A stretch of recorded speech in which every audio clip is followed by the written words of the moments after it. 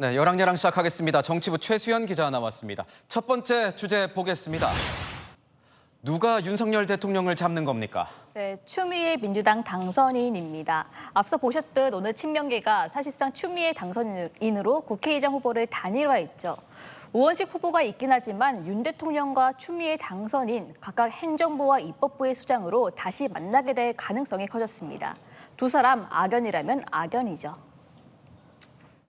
검찰총장이 저의 명을 거역한 것입니다. 수사의 독립성, 중립성을 깨고 있는 검찰총장을 문책하지 않을 수가 없는 상황에 이르렀다. 검찰총장은 법무부 장관의 부하가 아닙니다. 잠깐 제가 물어본 내 명을 거역한다는 등 이렇게 얘기를 하시니까 그거는 부하한테나 하는 얘기고.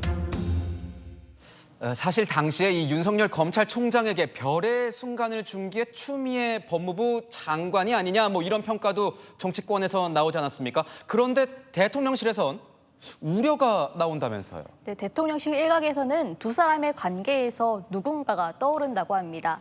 미국의 트럼프 전 대통령과 민주당 소속 낸시 펠로시 전 하원 의장인데요. 낸시 펠로시 전 하원 의장은 트럼프 전 대통령 탄핵을 두 차례 주도한 인물이죠. 4년 전에는 트럼프 대통령의 면전에서 시정연설문을 갈기갈기 찍고 항의 표시를 했습니다. 추 당선인은 의장 출마 기자회견에서 박근혜 전 대통령을 탄핵시킨 야당 대표라는 점을 내세웠습니다. 저 추미애는 의원총회에서 의원님들을 설득하고 탄핵으로 당론을 모았고 대통령의 헌법 수호 책임을 묻는 이른바 행상 책임 논리로 탄핵에 성공했습니다. 그러니까 윤 대통령이 시정연설을 하면 추미애 당선인이 의장으로서 내려다보는 그런 구도가 비슷할 것 같은데 사실상 친명계는 추 의장으로 단일화를 한 거 아니겠습니까? 이재명 대표도 연임 가능성이 크죠? 네, 당내에서는 이재명 대표의 연임은 기정사실화되는 분위기입니다.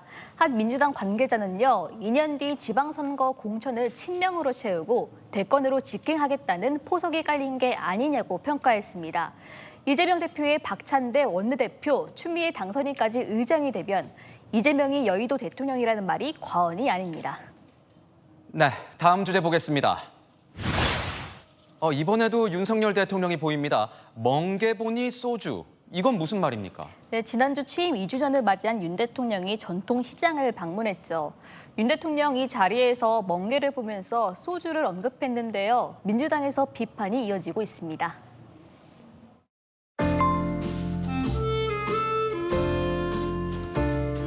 운전하시겠어요? 네, 아드님에게서. 반갑습니다. 오늘 귀한 걸음 해주셨네. 맛있는 건 정말 많이 준비했어요. 소주만 한 병 딱 있으면 돼요.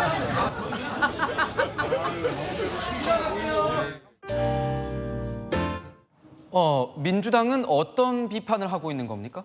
네, 윤 대통령이 소주를 언급하는 저 장면 때문인데요. 민생은 술 안주 쇼핑이나 보여주기식 행보가 아니라는 겁니다.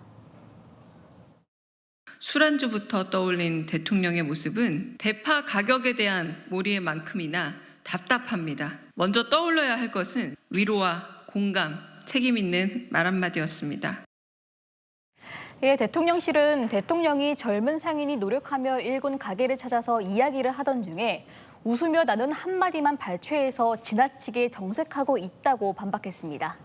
그런데 이 상황 과거에도 마치 본 것만 같습니다. 윤 대통령 같은 경우에는 지난 총선 때도 시장에 갔다가 논란이 되지 않았습니까? 네, 윤 대통령 지난 3월에도 서울의 한 마트에서 대파값 발언으로 곤욕을 치렀습니다.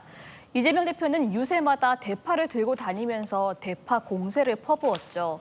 대통령의 말 한마디 한마디가 무게가 남다른데요. 진심이 그게 아닐지라도 오해를 받거나 공세의 대상이 될 수 있다는 걸 잊지 말아야겠습니다.